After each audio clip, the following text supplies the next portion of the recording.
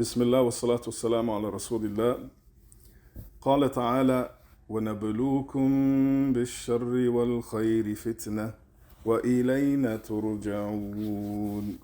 That Allah Azza wa Jal will test us with shar, with bad, wal khair, and with goodness, fitna. They are both a test, and to Him we shall return. Ibn Abbas radiallahu anhuma said regarding this verse, بالرخاء وبالشدة كلاهما بلاء.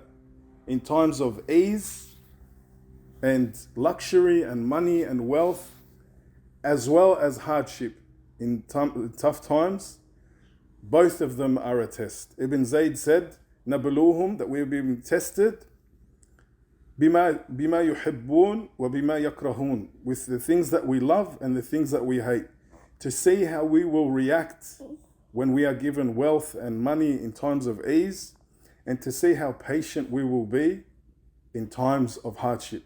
We are rewarded based on our patience through the hardship and not just by being tested.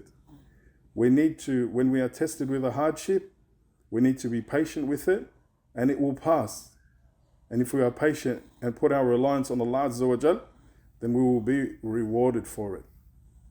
Not when we get tested with something hardship, we just lose our minds and become out of control and forget Allah and start becoming aggressive or rude or, by any means necessary, whether it's halal and haram, trying to get ourselves out of that situation. And likewise, in times of ease, when Allah gives us wealth, money, materialistic things, we're comfortable. How are we going to react? Are we going to be arrogant? Or are we going to remain humble and use that wealth in the service of this great deen? وَنَبْلُوكُمْ بِالشَّرِّ وَالْخَيْرِ فِتْنَةً. We will test you with hardships and with ease. Sometimes we think that if Allah Azza wa Jal gives us what we desire, that means He loves us. And all of us desire money, wealth, freedom. But these things aren't an indication that Allah Azza wa Jal loves us. These are just things that we desire. Allah Azza wa Jal said in Surah Al-Baqarah, verse 216, وَعَسَىٰ أَن تَكْرَهُ شَيْئًا وَهُوَ خَيْرٌ لَكُمْ. It may be so that you hate something and it is good for you. وَعَسَىٰ أَن تُحِبُّ شَيْئًا وَهُوَ شَرٌ لَكُمْ. And it may be so that you love something but it is bad for you. When I was overseas, one of the mashaykh was imprisoned for something controversial, and one of his friends who was also a sheikh, he said, Is'alullah lahu thabat. Is'alullah lahu thabat. Ask Allah to keep him firm, because we were asking Allah to hasten his freedom and his release. And he said, that's not important. What's important is that Allah assists in keeping him firm, that Allah Azza wa Jal keeps him firm upon his deen. For how many people have been imprisoned and gotten their freedom and have left their deen completely? And we see this here. We see this here locally in home in Sydney, Australia. Brothers will be in Goulburn or Supermax. They're on the deen 100%. Lihya, trimmed moustache, praying their fara'id, their sunan, their adhkar in the morning and the evening. They're fasting day on, day off.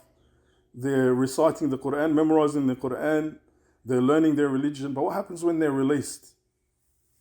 All of that goes away. It's all out the window. إِلَّا مَنْ رَحِمَ رَبِّهِ. So freedom isn't exactly an indication that Allah loves you, but rather remaining firm on your religion.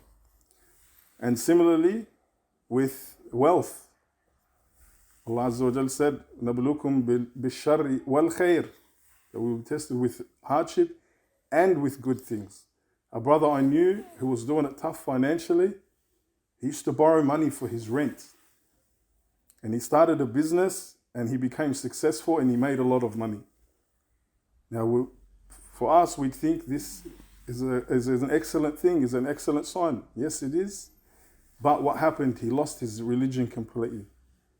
He abandoned the salah. He was cheating on his wife. He was abusing substances.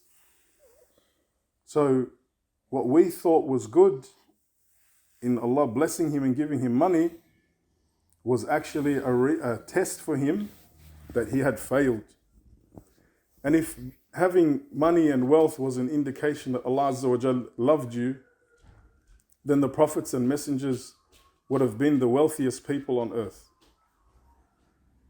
Yet he, sallallahu alayhi wasallam, the best of creation, tied a rock to his stomach to try and suppress his hunger. And he went through many hardships in his life, from being slandered and lied upon and banished from his home. And he went through death and he saw so many hardships. And he was the best of creation, sallallahu alayhi wasallam. وَنَبْلُوكُمْ بِالشَّرِّ وَالْخَيْرِ فِتْنَةً. And we will be tested with hardship and with ease. May Allah Azza wa Jal keep us firm on the straight path and guide us to what He loves and is pleased with. وصلى الله وسلم على نبينا محمد.